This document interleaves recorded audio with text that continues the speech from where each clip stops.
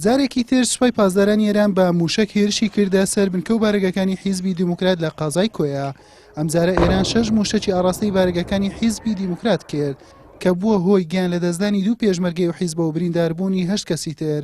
ئەندامێکی سەرکردایەتی حیزبی دیموکراتیش ئەوە ناشارێتەوە کە ئەو هێرشانە بۆ ئەوان چاوەڕوان کراو بوون. ئەمڕۆ نزیک ساعتی نوێی بەیانی بە کاتی هەولێر 4 جار بنکە و بارگەکانی حیزبی دیموکراتی کوردستانی ئێران لە کۆیە بردمان کرا. بەداخەوە لەو بردمانانە دوو شەهید و چەند بریندارێکمان هەیە. وڵات تەبیاتەن پیشبینی کراو بوو، چون هەرۆ ماوەی نزیک بە 2 مانگ لەوە پێشکە بردمان کراین، ئێمە هەرۆ تەهدید و هەڕەشانەمان لەسەرا بوو و پیشبینی کراو بوو. بەڵێ وڵا هیوادارم حکوومەتی هەرێمی کوردستان بە جدی بێتە سەرخە، چۆن ئەوەی کە کراوە بەردەوەی کە هێرشکردن سەر حیزبی دموکرات یا لایەنەکانی دیکەی ڕۆژهەڵاتی کوردستان بێ شکاندنی سەروەری حکوومەتی هەرێمی کوردستان و حکوومەتی بەغدایە. بۆیە داواکاریمان مشەخەسەن لە حکوومەتی بەغدا و حکوومەتی هەرێمی کوردستانەوەسە کە بە جدی هەڵوێست وەربگرن. بەڕێوەبەری نەخۆشخانەی شەهید دکتۆر خالید لا کۆیە باز لە مردنی هاوڵاتێکی مەدەنی دەکات کە نەخۆشی دڵی هەبووە و بەهۆی بەرزی دەنجی موشەکەکانەوە تووشی جەڵتە بووە و گیانی لێدەستداوە.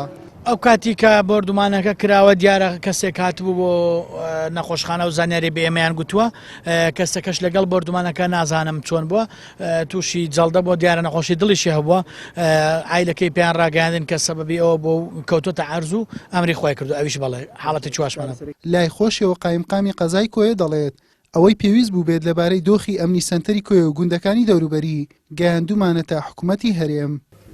ئێمە بەتەکیت ئەو هێرشانە تاسیر و کارگەریی خۆی هەیە کە لەسەر خەڵک لەسەر باری دەرون و ژیانی خەڵک لەسەر لاحەیە ئابووری و داراییەکەی خەڵک ئەوانە هەموو کاریگەری خۆی هەیە. بەڵام ئێمە کە حکوومەتی خۆجەی ئیدارە مەحەلیە بەردەوام لە راپۆرتی خۆمان و لە سەرگەڵ سەری خۆمان لە ئیتیساڵ و پەیوەندیکردندا بووینە کە بارودۆخەکەی کۆیە و هەروە بە تایبەتی گوندی هەرمۆتێ مەسیحی نشین کە نزیکەی 800 مەترێک لە قەڵاکەوە دوورن کە ئێستا حالیان هەر لە موشک باران یەکەم تاوەکو ئێستا هەر چۆڵ کراوە. ئەموو ئەو بارودۆخەمان بەسەری خۆمان وتۆ. بەڵام ئەوەی ئێمە کە بڵێن دووبارە بێتەوە یان دووبار نەبێتەوە ڕەنگەوە ئەرشی ئیدارەیەشی مەحەلی نەبێت. ئەوەی کە پێویست بێ بە حکوومەتمان گەیاندووە لەسەری خۆمان. جاری ڕابردوو کۆماری ئیسلامی ئێران زیاتر لە 40 موشەکی ئاڕاستەی بارگەکانی حیزبی دیموکرات لە کۆیە کردو بووە هۆی گیان لە دەستدانی 8 کەس و برینداربوونی 33 کەسی تر.